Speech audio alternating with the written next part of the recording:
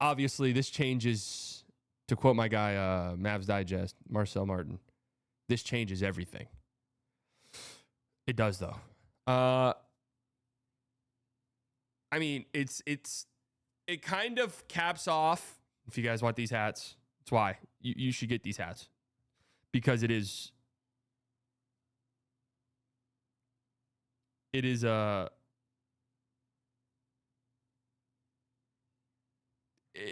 you live through it. You live through it. It's the craziest season I can remember. I'm going to do a big video here, just a timeline, a recap of everything. I was already kind of working on it, and now I have to fucking do it. A timeline of this whole season. I've mentioned this before. I made a video in like December or something like that, January, with the caption being, "This is what a season from hell looks like."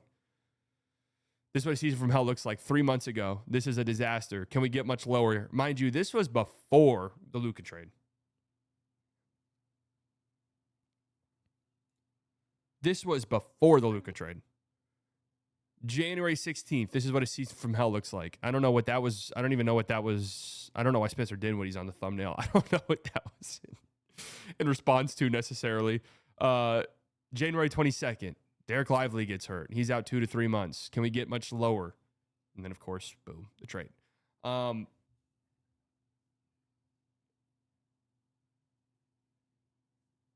It's one of the craziest seasons of all time. Right? I mean, the roller coaster of emotions.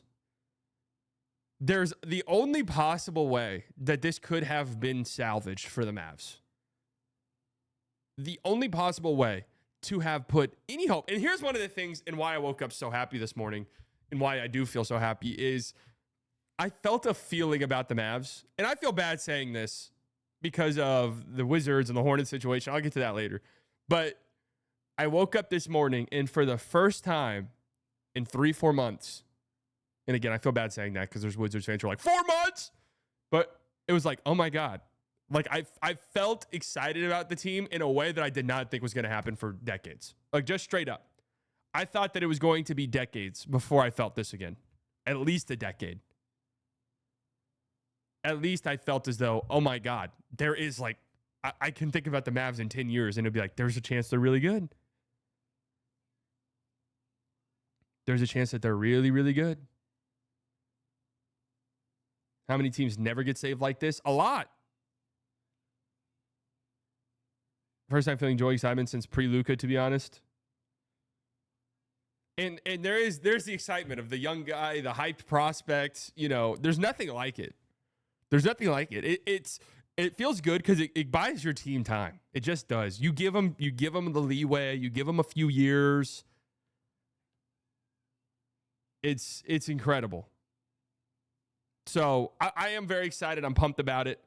Is it possible Flagg pulls out of the draft? No. Why would he do that? We in hell over here in DC? Yeah, no, I get it. And I feel for you guys. I really do. I don't want to make it seem as though I don't feel for you guys. I do. Absolutely. So I'm excited about that. What does it mean for the Mavs? Well, you just saved your ass, right? You got to get out of jail free card. Under no circumstances should this pick be traded. Look, the reality is I guess I would talk myself into being excited about a season in which Giannis is on the team. But I don't want them to do that. And that is the only feasible, realistic trade that I would say, okay, all right, like I'm excited to see what it looks like, I guess. That's it. It's going to be Flagg, and that's going to be our situation for the next 10 years. Only concern with the Mavs is how Kyrie will look like when he returns. Everything's basically for next season hanging on Kyrie's ability post ACL tear. Yeah, I mean, Kyrie coming back and just even being 75% of himself this year is like a mandatory requirement for this team to really be contending. But another thing is, they're going to do something, you know? They're going to do something in the offseason. They're going to trade for a ball handler. They're going to trade for a creator. They'll make a move and to improve their team. Cooper, you need to play point guard? Yeah, Cooper might have to play point. Trading the pick would be so unbelievably stupid. And judging by their reaction, I have a hard time imagining they're not picking Cooper Flagg. So let me lay out my nightmare scenarios just to put them out into the universe. Because I feel like that's healthy. My nightmare scenarios. They trade the pick for anybody not named Giannis. Again, I don't want them to trade for Giannis. Let me be fully clear here. I don't think they should do that. But doing this for Kevin Durant, I already said I will jump off of a roof. And I mean that. And I stand by that. I will jump off of a roof. If they trade it for, I saw somebody on ESPN, was it J Will? Somebody said Tyrese Maxey. Disgusting. I'm assuming in that scenario you're swapping the first overall pick with the third overall pick. And you're getting Maxey in the third overall pick. Still no. Sorry. No. Devin Booker. No. You draft. And look, the reality is Cooper Flagg might not ever turn into a player as good as those guys. But you just draft Cooper Flagg. You draft the 18-year-old. You don't overthink this. You draft the 18-year-old.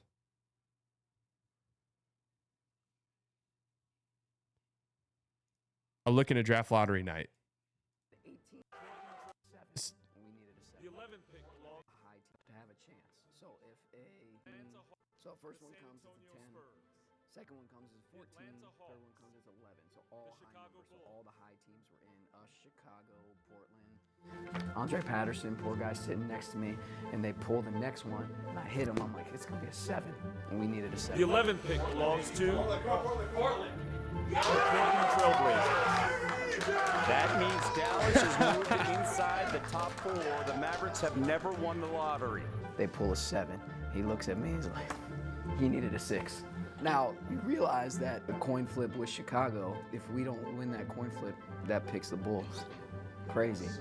The second pick will be made by the San Antonio Spurs.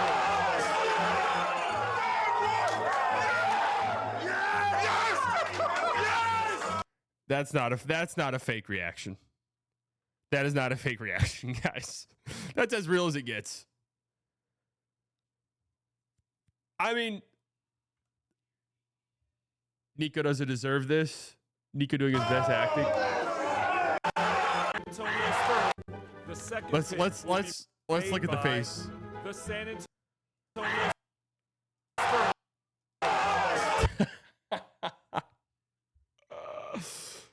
Oh, that is relief. That's absolutely relief. So we kind of talked about looking at the fit, because I've seen this too. I've seen this notion. This is the worst fit for Flagg. This is the worst fit. You're hating and you're upset. You're being emotional, and that's that. Like, let's be very clear about that. You're not arguing in a place of good faith. You're upset and you're angry. Okay? Let's be very clear there. Because it makes no sense to me. Dominic with the $4.99. Sign and trade Kyrie to the Hawks and find a way to get Trae on this roster. I saw takes that this is the worst fit for Flagg. How is that the case? Because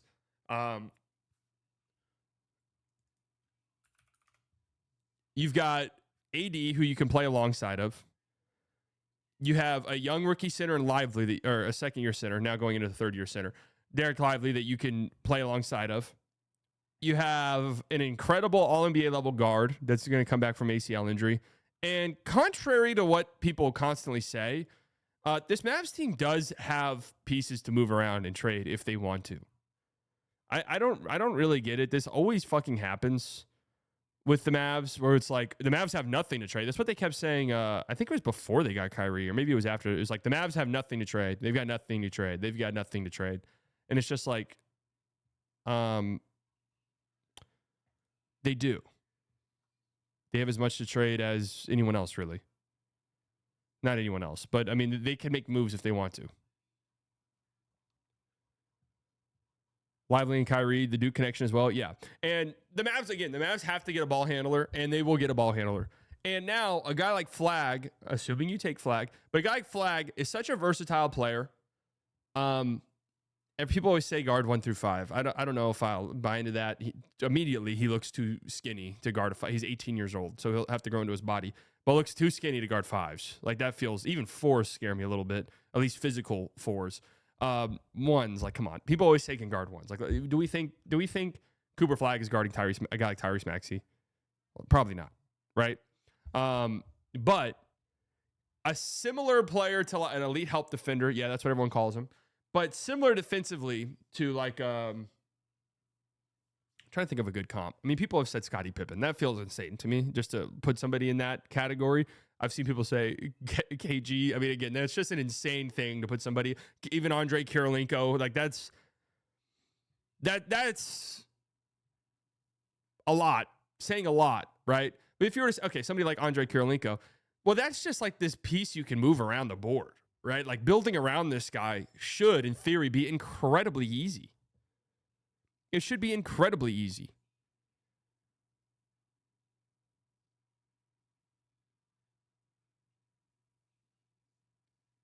It should be so easy. Where can I buy that hat? Fullydelusional.shop. And so you have this scenario where, yeah, I look at a potential lineup of Flagg at the 3, 80 at the 4, Lively at the 5. I mean, that's pretty fucking good. I mean, that is an incredible front line. And also, look, Max Christie's 22 years old. He was a little bit disappointing by the end of the season. There's no two ways around that. But he did show flashes. And if he's your 2 guard defensively, that's pretty good. I want them to try in the offseason when they go and get a point guard. I want them to try and get a guy who's also going to be very good defensively. The problem is I don't know if those guys are like realistically out there. That's why I said the Drew thing earlier. Offensively, I don't know if you're going to have the juice with that group. And also, he's getting older and he looks a step slow. Like that one kind of scares me a little bit. There's not many, unfortunately, but I'm with you. So, anyways, I mean, this is insane. This is insane. This was the only thing that could have possibly given the franchise, the fan base, any hope. I don't want that to be lost on anybody. Literally the only thing that could have possibly happened. I even think landing the 2nd overall pick. Dylan Harper is going to be fantastic. I would have been very happy if the Mavs got the 2nd overall pick. Don't get me wrong, right? But even the 2nd overall pick, the 3rd overall pick, 4th overall pick, like that's not enough, I don't think, to get fans like really pumped. The number 1 overall pick, that does something. Drew at the 199. Welcome to the Mavs CP3 era. Why are these not displaying on here?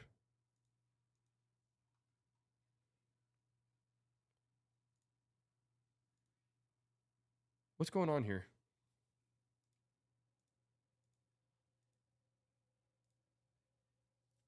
Rigged as fuck, but I'm not mad about it. Again, if it's rigged, thank God. Thank God. Thank God.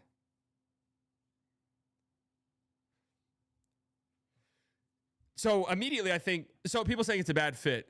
Look, I don't really want to do this because I feel for Wizards fans. I do. It's not fair. I feel for them. The Mavericks, you might say the Mavericks fans deserve this. Fine. The Mavericks did not deserve this more than any other team did. They didn't deserve it more. If you're just going to do the deserve pie, like, yeah, the Wizards probably deserve it. The Hornets probably deserve it. Like, they deserve something, right? The Jazz.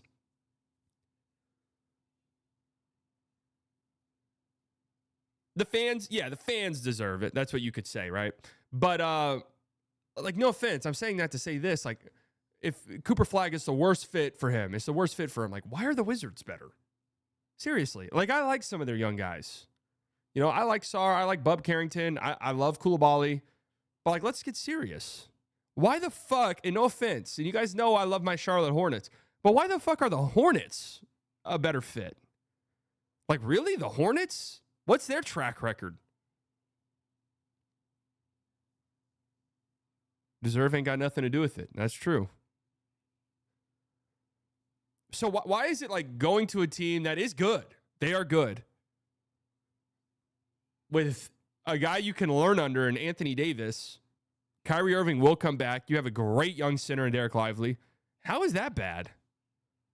Let me ask you this, because people are like, well, the Mavs don't have any young talent. Like, he should have gone to the Wizards. And guys, be honest with me. If I'm being a homer, please let me know. Are any of the Wizards' young guys more exciting young prospects than Lively right now? And I could be 100% misguided in this. I know I'm not going to get an honest answer in here as well. Sar, maybe. The French guys, I guess. Sheldon with the 199. 80 for Tatum or Brown. Keep the centers. If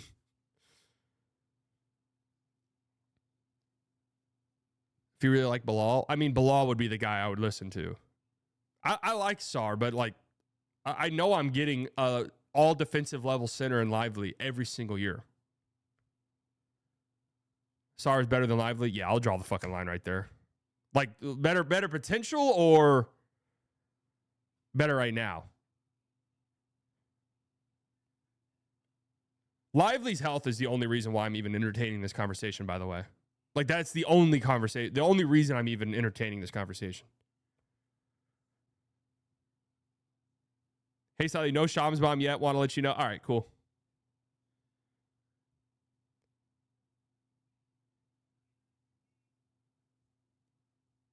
Lively's dip and play the last few months, too. Lively didn't play the last few months.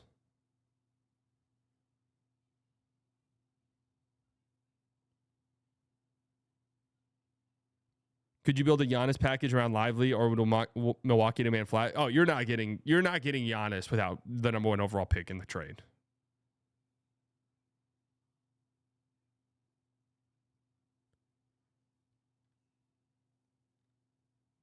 Started to have a viable point guard to start his career, in my opinion. He's way more an intriguing prospect. Where does Lively go in that draft? If you kind of knew, like Time Machine, you kind of knew who Lively would be immediately, an NBA player, like almost best case scenario for him right away, where would he have gone in last year's draft?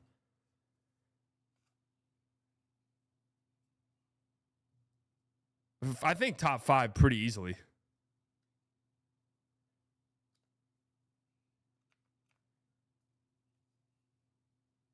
Sadly, who are you trading Flagg for? I guess this is a fun thought exercise. Who's the worst player in the league that you would be like, okay, if they traded Sar for? Who is the worst player where you'd be like, all right, I don't love it, but like throw realism out the window. Luka? Jokic, the best player in the world? Mikal Bridges, seriously? Use the pick to trade for a guy like Luka Dončić? First overall pick, PJ Washington, Gafford, whatever. Do the Lakers even have a meeting? That's a fun thought exercise right there. Do the Lakers even have a meeting? If the Mavs go and be like, hey, man, look, our fan base is so pissed off. Like, let's just redo this and just act like it never happened. Number 1 overall pick, blah, blah, blah, blah, blah, blah, blah, blah, blah. Salaries for Luka. Let's call it a day. I think they have a meeting for sure. They have a meeting. They definitely think about it. You guys are underestimating the level of prospect Cooper Flagg is. And that's not me saying it. I haven't watched, right? I've watched a few of his games here and there. I've definitely seen shit. But from draft people who follow this shit closely, there are people who say he's one of the best prospects they've seen. One of the most well-rounded. I was listening to someone's podcast today. I forgot who it was. It was a draft guy who said it was Cooper Flagg's the most well-rounded prospect he's seen in his lifetime. Which sounds crazy to me, but okay. I mean, it's an incredible number 1 quality, legitimately franchise-altering player. So y'all got to factor in that level of player, that upside, the type of player he is, where in theory you can put whatever pieces you want around him. Super easy to build around in theory. and he's a rookie, and he's 18 years old, and he's going to be making, what, $14 million for the next 4 years, and then you have restricted free agency. So in theory, you have him for 8 years under your control. You guys are kind of sleeping on that a little bit.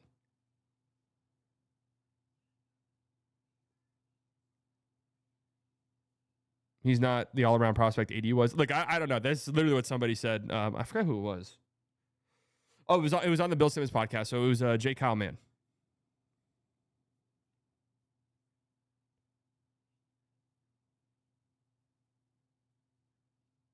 Austin Reeves for PJ and Gafford. Gabe for salary filler. Great trade for both teams.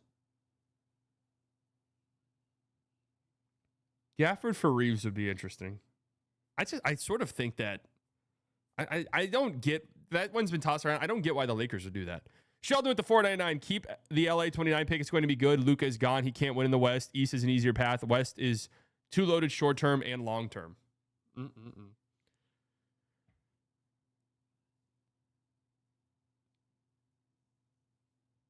Flagg is definitely a better offensive prospect than AD. I think that was sort of the point, was that Flagg's offense was way further along than anybody really anticipated this year. And combined with his defense, that makes him like, it's kind of scary because you don't know what the real upside and potential is. If he's this good on offense already as an 18-year-old. Did he really enter the Duke season as a 17-year-old?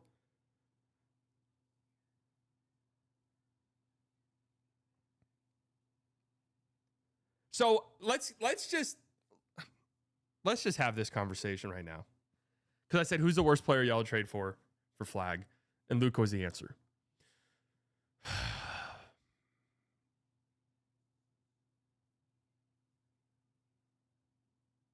I'm not so sure I would do it.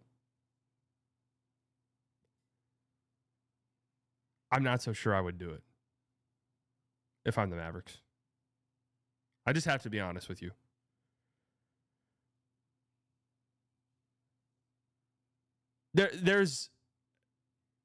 I have to be honest in my assessment that I've held with Luka when he was on the Mavs, which was I am concerned about his long-term health. I am concerned about his long-term health. I was saying that before the trade. Let me find a tweet. I tweeted out a video that got shit on, right? And I ended up being fucking correct, as per usual. But let me see if I can find it. I felt as though I was concerned about Luka and just no, guys, I'm not doing the Nico Jr. The trade's still absolutely indefensible, okay? And no, this does not prove Nico right. And you know what? I'll get to that at some point here in the near future, in the coming minutes. But I'm concerned about him. There's no two ways around that for me. I got to find this fucking video. Here, found it. Let's shit on Luka because we up now. I'm not shitting on Luka. I'm just saying I would have to think long and hard about it. For Luka, yes. Uncharacteristic misses, yes. Short on a lot of his jumpers, yes. December 9th. Trying to force and press the issue a little bit, yes, for sure. Completely and totally unsalvageable. This is a catastrophe. He's either injured or he is now washed. Absolutely not. No. These things are going to work themselves out. We have to remember here, Luka is getting used to playing a different type of basketball than what has been required of him over the last 6 seasons of his career. Why do I word it like that? Because people say, oh, Luka's a ball hog. He has the ball this much. His teammates can't. That's what's been required out of Luka for the Mavericks to be a competitive basketball team. Now, the Mavericks have made a concern. Why is bro rage baiting on such a useless conversation? I mean, isn't that what we all do? Just useless conversations? Started effort in recent years to go out and get Kyrie Irving, get a guy like Derek Lively who can help out in the short role and be a playmaker at the top of the key when needed, and we can kind of, use him as an offensive hub, where he can run a bunch of dribble handoffs and shit. So Luka's not having to handle the basketball. All right, I'm not listening to this full 5-minute clip. But anyways, I'm not gonna lie, man. I don't think I would do it. I really don't. I have to be honest with you, and I don't think Flagg will ever be as good as Luka. Let's just be clear there. Will Flagg make 5 All-NBA first teams his first 6 seasons? No, he won't.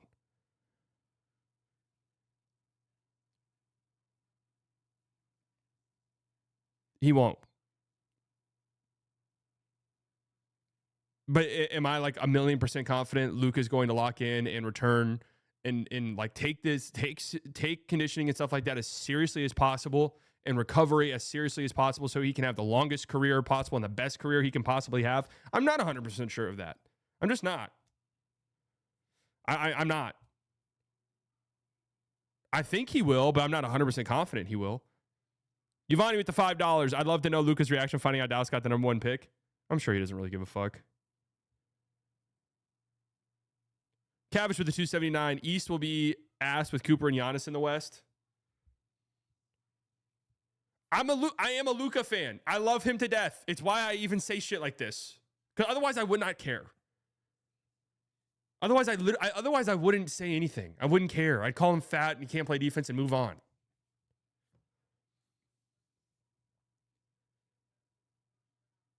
I think the worst player I'd feel comfortable trading Flagg for. I mean, you would trade him for Wemby, obviously. That goes without being said. I guess you would do it for Jokic. Although I'll say, he's 30 years old. So even then, I'm like, okay. I mean, you would do it. He's the best player in the world. You would do it, I guess. No, I wouldn't do it for Cade. And I'd have to think long and hard about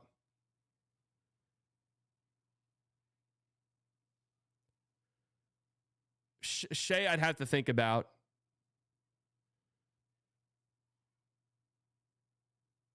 Luka's the best in the world. There's not an argument for Luka over Jokic right now. Last year, I thought there was. There's not one now. There's not one right now. Manny, 8 months to the Sally Delusional Club. Check Flagg's grade on Tankathon. I would do it for Shea.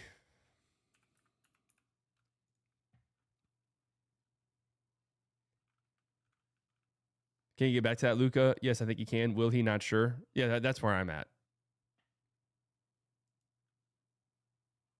Everyone would do it for Shea? Yeah, you'd probably say yes for Shea. I was just being honest.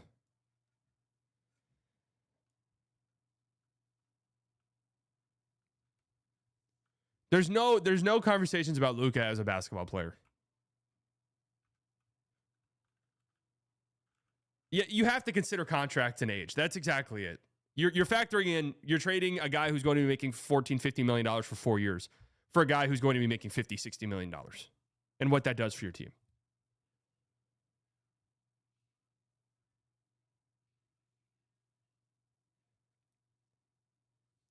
The Mavs continuing the tradition of having a generational white guy is hilarious. I mean, no weaknesses. Let's go.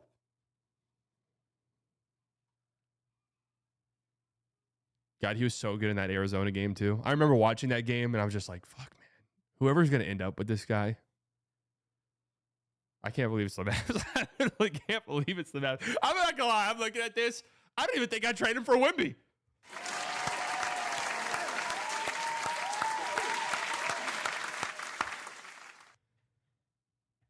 I don't even think I'd trade him for Wemby.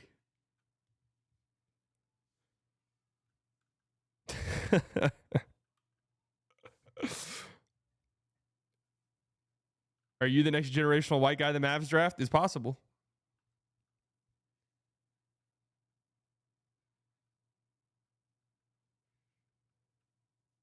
You see how joyful and delusional we are right now? That's fucking happiness.